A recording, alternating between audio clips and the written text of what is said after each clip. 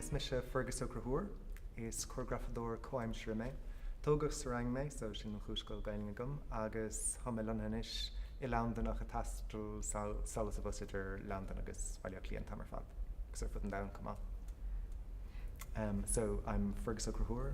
I'm a contemporary choreographer. I grew up in the Gaeltacht, which is why I speak Irish, but I live now in London and travel back and forth between Ireland and England all the time and around the world. Choreography has taught me mobility, so it's what I spend a lot of time doing. I'm a late convert to dance. I didn't start training as a professional dancer until I was 23. I'd been studying literature at Oxford until that time. I was sort of destined for an academic career, I think, but I always enjoyed performing and probably enjoyed dance, but there was no real opportunity to study dance in Ireland or when I was growing up in Ring. I went to an international college in Canada. I was really lucky. I got a scholarship to go there when I was 17. It was part of the United World College movement set up to promote peace and international understanding. And so I went to this college, amazing college with students from all over the world, and we were encouraged to learn about each other's culture. And part of that was learning dances, and I loved learning the dances. I did acting when I was at university in Oxford. There's lots of student drama.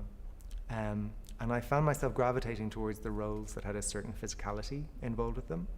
And then I did a musical, and in the musical there was some dancing, and after the dancing I did a dance class, and I just particularly, so I did my kind of 3 years of undergraduate degree, and when I was doing my master's, I was really dancing all of the time. I had tutorials every 2 weeks, and so I would go to London for 3 days every week to stay with my uncle who was a priest there and take dance classes.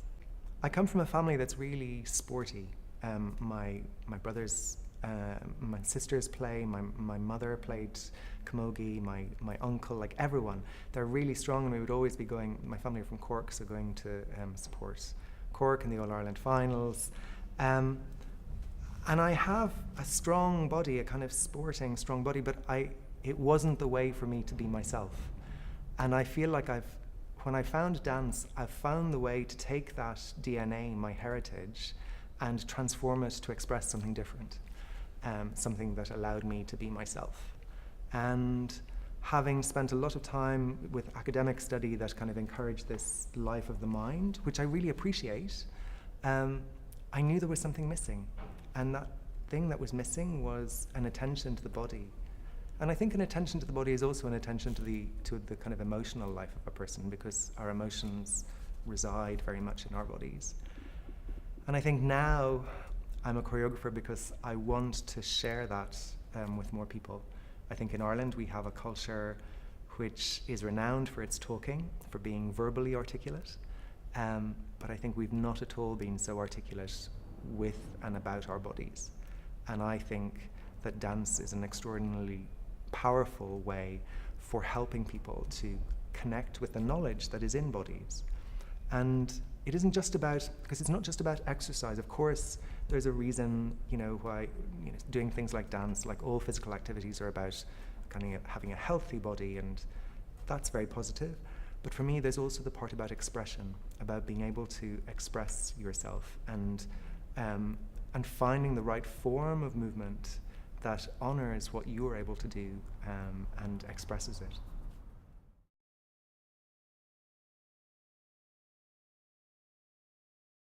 I think one of the things that drives me is a desire to express what isn't being expressed. A mother knows how to read a child, a baby who doesn't talk yet, because we read the language of its body, how its emotions are expressed physically. So we're absolutely, as human beings, keyed up to be able to read bodies. It's just there's something in our culture, I think, that has made us ashamed and anxious about addressing the body, and it's something I would like to change. I feel very strongly about that. Also, I love dancing still, and I love seeing people dance. I love the joy that it brings. At the moment, I'm working with a group of gay and lesbian refugees in London, and for them, what's important isn't that the dance expresses the difficulties that they've experienced in their lives, but that they can experience joy together. It's also, there's something about community that's related to choreography. I think there's this particular privilege that I have. Like today, I've been working on my own in the studio, but I often work with groups of people. And the thing that we're trying to figure out is how you can be an individual at your best, but alongside other people. Because it's no good if like one person is at his or her best at the expense of everyone else. I think we're figuring out how we as a culture, as we as a society could work together, have a different choreography for ourselves. That's what I think drives me, is to kind of figure out how can I share that with other people. To talk about a piece of work that I'm really proud of, I'm going to talk about Match, which is a film I made in 2005. It's a commission for RTE and the Arts Council. And it's a duet, two men on Croke Park.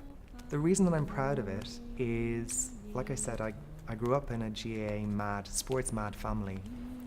And a lot of people think that contemporary dance, like it's something weird, and that if you're an artist that you're disconnected. People talk about artists and the public as if we're separate things. When of course artists are parents and they use the health system and they take the bus. Like, we are members of the public. And what I'm proud of in Match is that people connected to it, but also that I was able to show my connection to my family, to the world that I grew up in. Because, Irish people say, well, we don't understand contemporary dance. But in fact, they look at men being physical, men and women being physical on a pitch, communicating emotions and passions and psychologically driven. They absolutely know how to read that. They do it every weekend and, and kind of during the week at matches. So by putting this duet on that very important kind of public stage of Croke Park, beautifully filmed by Dervla Walsh, who's the director on it, I think it helped people kind of to see that they could understand. They already have the tools to understand this art form that I have. It's not like a kind of separate special thing. It's just using what we already know. My mother and my grandmother are teachers. My husband is a teacher. I have huge respect for teachers and in fact have been enabled to do the things that I do because teachers believed in me and encouraged me. And I guess the flip side of that is that teachers have a responsibility. They're role models.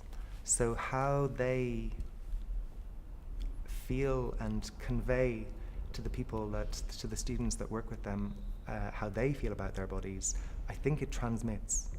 And so what I would want to do is to encourage teachers to kind of connect in a positive way with their own bodily experiences so that they can pass that on to another generation who are already under all kinds of pressure, kind of around body image, boys and girls now, about, kind of conforming to what you should look like rather than what you feel like and what your body needs. Also thinking about the kind of diversity of bodies.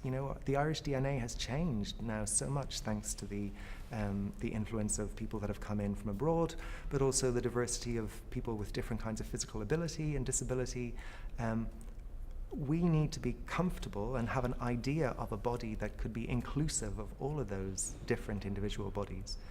And I think one of the things that I would want to say to teachers is that it's not just about training, because that part, it's not just about kind of getting sweaty, which is joyful and which I enjoy myself, but it's about the expressive part. What can you say with whatever ability that you have? How can you be yourself? Now, of course, then when you want to teach people more skills, you can, there is whole kinds of bits of craft and different, you could teach people hip hop, you could teach them contemporary dance or ballet or whatever. There are all kinds of ways in. But for me, it's not the keeping to the tradition that's important to me. It's what we can say that's new, because that's exciting and creative. What can we do? What's the new thing that's ahead of us?